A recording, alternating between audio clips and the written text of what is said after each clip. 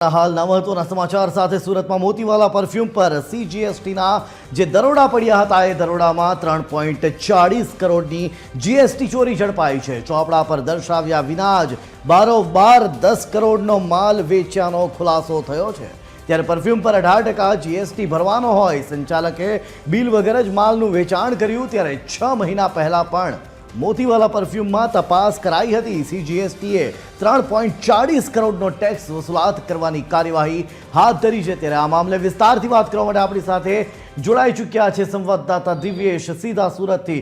જઈશું દિવ્યેશ પાસે। દિવ્યેશ, જણાવશો કે 3.40 કરોડનો ટેક્સ વસૂલાત કરવાની હવે કાર્યવાહી પણ શરૂ થઈ ગઈ છે। શું છે વધુ વિગતો?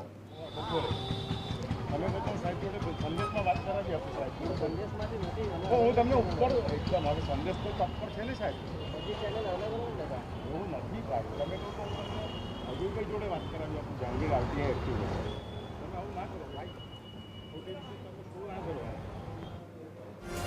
સીજીએસટીએ 3.40 કરોડના ટેક્સ વસૂલાતની કાર્યવાહી હાથ ધરી છે। સુરતની વાત કરી રહ્યા છે કે જ્યાં વહેલી સવારે મોતીવાલા પરફ્યુમને ત્યાં જીએસટી વિભાગે દરોડો પાડ્યો હતો।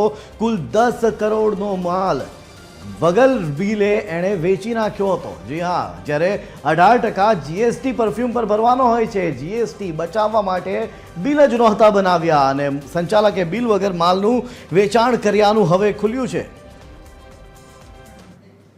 જી દિવ્યેશ,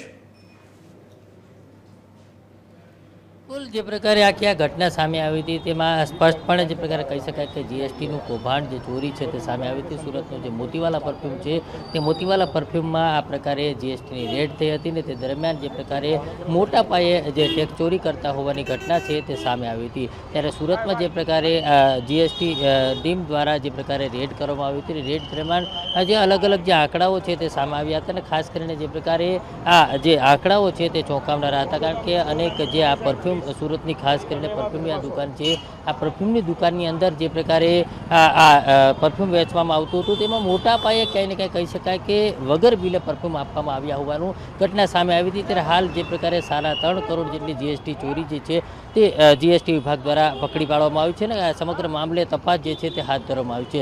અને મહત્વની વાત એ છે કે જે પ્રકારે સતત જે મોતીવાલા પરફ્યુમની અંદર જે પ્રકારે છેલ્લા ઘણા સમયથી આ પ્રકારે આખો વેપલો ચાલી રહ્યો હતો ને તેને લઈને હાલ જે પ્રકારે જીએસટી વિભાગ જે છે તે એક્ટિવ થયું હતું અને 3.40 કરોડની જીએસટી ચોરી જે છે તે ઝડપાઈ હતી। ખાસ કરીને જે પ્રકારે પરફ્યુમ પર 18% જીએસટી લાગતું હોય છે, પરંતુ આ જીએસટી ન ભરવું પડે તેના માટે બિલ વગર જ પરફ્યુમ આપતા હોવાનો આખો ઘટસ્ફોટ સામે આવ્યો છે અને તેને જ લઈને જીએસટીની જે વિંગ છે તેમના દ્વારા તપાસ છે તે હાથ ધરવામાં આવી હતી અને હજુ પણ મહત્વની જે પ્રકારે દસ્તાવેજો છે તે લઈ જવામાં આવ્યા છે અને તેને જ લઈને આ સમગ્ર મામલે તપાસ છે તે હાથ ધરવામાં આવી છે। જી આભાર દિવ્યેશ સમગ્ર માહિતી આપવા બદલ।